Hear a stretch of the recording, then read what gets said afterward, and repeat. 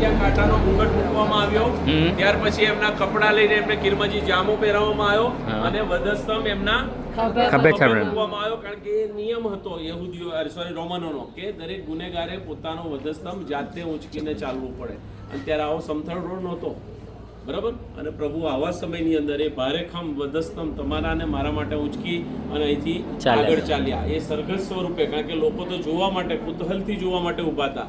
એ અઠવાડિયા પહેલા તો એ લોકો શું પુકારતા હતા? હોસાના, રાઈટ? જે દેવના નામે આવે છે તેને ધન્ય હો, બરાબર. ત્યાર તો ખજૂરીઓ લહેરાઈને, બરાબર, આપણે પામ સન્ડે ઉજવીએ છે ને, પોતાના કપડા પાથરી જતા હતા કે રાજા આવી રહ્યો છે. પણ એના 5 દિવસ પછી જ આખું પિક્ચર શું થઈ ગયેલું? ટ્વિસ્ટ થઈ ગયેલું. ને એ જ લોકો પછી પુકારતા હતા કે ક્રુસે જોડો, ક્રુસિફાય જોડો, વધસ્તંભે જોડો, રાઈટ? અને એ જગ્યામાંથી તમે હું પસાર થઈ રહ્યા છે, ત્યારે બીજી બધી બાબતો તરફ આપણું માઇન્ડનું કોન્સન્ટ્રેશન ના કરીએ, બીજા વિચારોમાં આપણે ના રહીએ, પણ આપણે યાદ રાખીએ કે આ તક વારંવાર મળતી નથી. યાદ રાખજો, બરાબર? આ તક વારંવાર મળતી નથી. એટલે પ્રાર્થનામાં રહીએ, રાઈટ? ઈશ્વરની સાથે આપણો સંબંધ સીધો કરવા માટે યત્ન કરીએ, રાઈટ? અહીંયા લખવામાં આવ્યું છે ઇકો હોમો આર્ચ, રાઈટ? આ આર્ચ જે છે,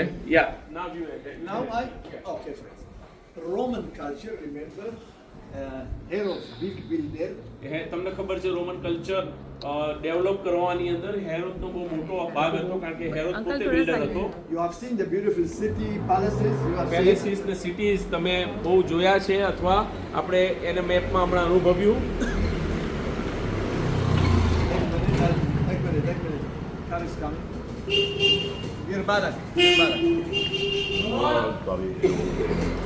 જોઈને આપણે શું, Friends, this road is very important. આ Why? રોડ બહુ અગત્યનો છે. કેમ?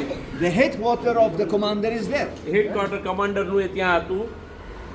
The palaces of Herods is on the other side. Other side પેલેસનું હેરોદનું પેલેસ હતો, આપણે મેપમાં જોયું એ પ્રમાણે, We have to make a beautiful road. બરાબર ને? એટલા માટે આ મધ્યનો રોડ, સિટીની મધ્યનો રોડ બહુ અગત્યનો હતો. But how you divide between people, animal and chariot? પણ કેવી રીતે એને ડિવાઈડ કરે?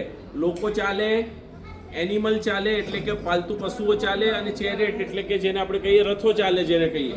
So the road was divided into 3 arches. અને એટલે રોડને 3 આર્ચની અંદર ડિવાઈડ કરવામાં આવેલો હતો. This big arches is for chariot. આ મોટો આર્ચ જે છે એ કોના માટે? રથો માટે. Small arch on the right side. Right સાઈડમાં, આની રાઈટ સાઈડમાં સ્મોલ આર્ચ છે, And small on the left side. અને સ્મોલ નાનો બીજો લેફ્ટ સાઈડમાં. એવી રીતે 3 પ્રકારના arch So nobody meets anybody else. For chariot, people, you know what I mean. Be careful. The meaning of, they know what is the meaning of Eko Homo? ઇકો હોમોનો મતલબ શું થાય? This is the man. This is the They man. point on the Lord Jesus. This is the man.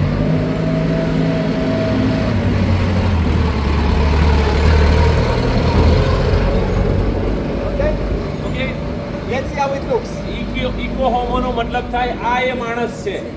આ એ માણસ છે કે જે પોતાને રાજા તરીકે ગણે છે. એ પોતે નહોતા ગણતા. પ્રભુ તો દેવના રાજ્યના સંદર્ભની વાત કરતા હતા, પણ લોકો એનું ખોટું ઇન્ટરપ્રિટેશન કરતા હતા, રાઈટ?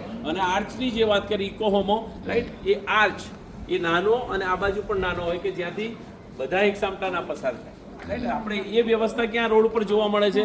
સાયકલિંગ માટે અલગ હોય, વોકિંગ માટે ફૂટપાથ હોય, અને રસ્તો વાહનોને માટે હોય, રાઈટ? એ કોન્સેપ્ટ ત્યાંથી આવેલો છે.